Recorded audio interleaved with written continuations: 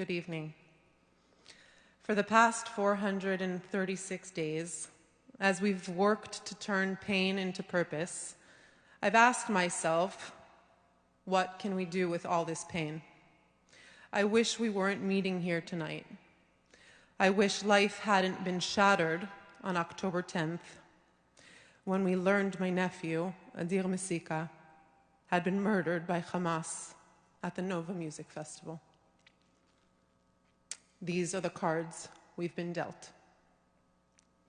While Adir was the catalyst for this foundation and a significant part of my why, the alarming speed of anti-Semitism's resurgence, coupled with the realization that we are fighting with a slingshot while the enemy employs technologically advanced weapons, that adds a deeply sinister element to this fight. And still the question remains, how do we respond? I am not a psychologist like my sister Shiri, Adir's mother, who is channeling her unimaginable pain into healing soldiers through surf therapy. I am not a jeweler like my brother-in-law Alon.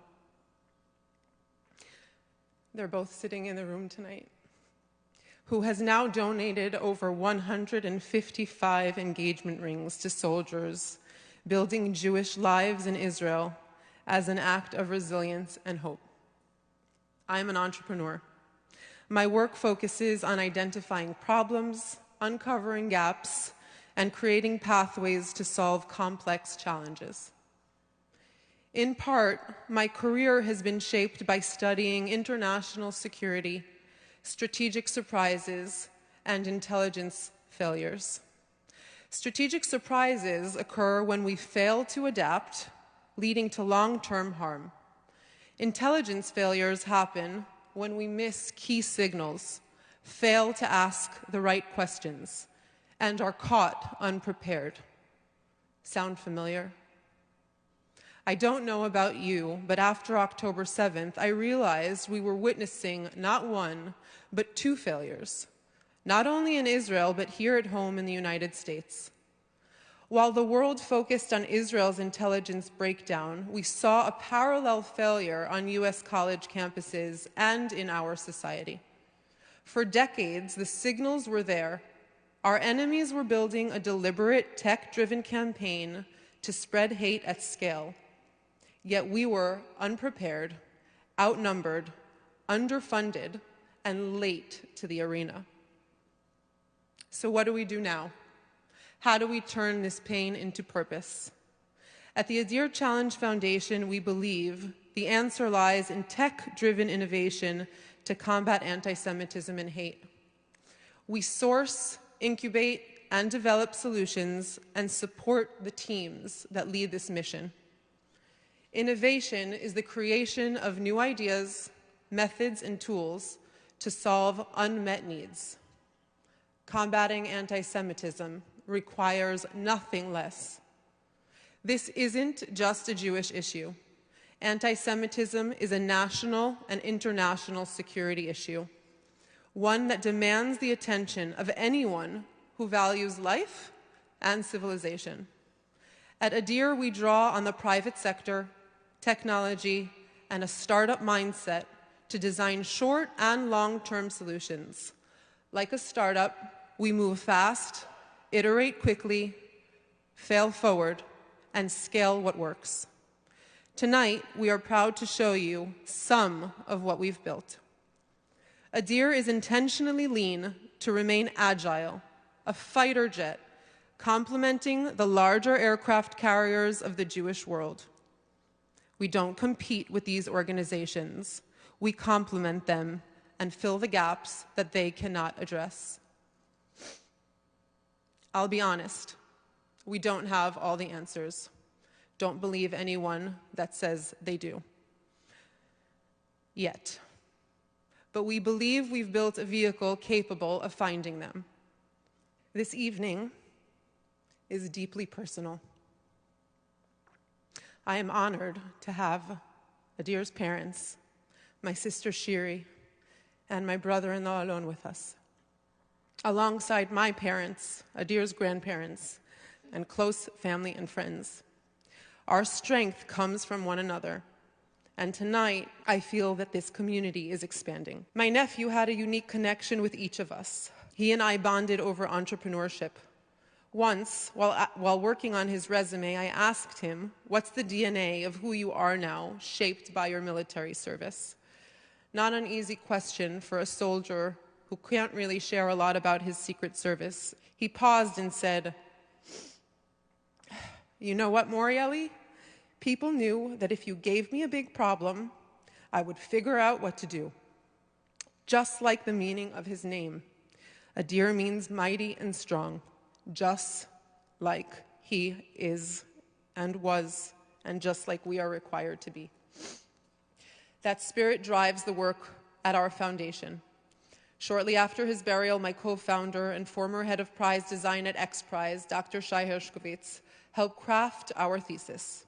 We saw that innovation in combating anti-Semitism was sorely lacking, and we set out to change that. Since then, we launched our first Open Innovation Challenge, engaging over 15,000 people and ultimately inspiring 420 innovators from 25 countries around the world to submit ideas and propose solutions to tackle this epidemic. We've awarded grants and provided mentorship to teams working on deep tech solutions, including machine learning and legal technologies that analyze freedom of speech laws to identify and prosecute cases of incitement to violence. Other teams have developed virtual reality tools, generative AI models, and even psychology and technology solutions. We've issued grants to early-stage innovators and provided hundreds of hours of mentorship to teams in need. We've created clusters of solutions and connected teams globally to reduce redundancy and amplify their impact. Recently, we've even completed a pilot entrepreneurship course offered free of charge to college students in the US alongside Israeli students in Israel, and Ivy League universities are now joining our efforts. We've also established a lab to support pre-existing projects that need tech expertise and mentorship to progress. This lab leverages Israeli startup expertise to develop solutions that directly address the problems we face on the ground. All of this work is founded on rigorous gap analysis research to inform decision-making and illuminate areas where technology has the chance to move the needle. None of this would have been possible without our early champions, donors, mentors, anyone who opened a door, hosted a parlor meeting, made an introduction, those who believed in our mission and in our team, and I am grateful. Tonight, you'll meet 3 remarkable teams, tackling different aspects of campus life and working rigorously to make sure that students can not only report events seamlessly, but that communities can be mobilized and help them both online and offline. Our first team will appear in person, while the other 2 will be joining us via Zoom. Between the prices of flights at the moment and their extended Miluim reserve service, our Israeli teams had a harder time being here in person, but they are with us nonetheless. And if you look at your watches, it's at crazy hours of the day. But they both said mission first, and that sleep was overrated. These teams exemplify collaboration, innovation, and action.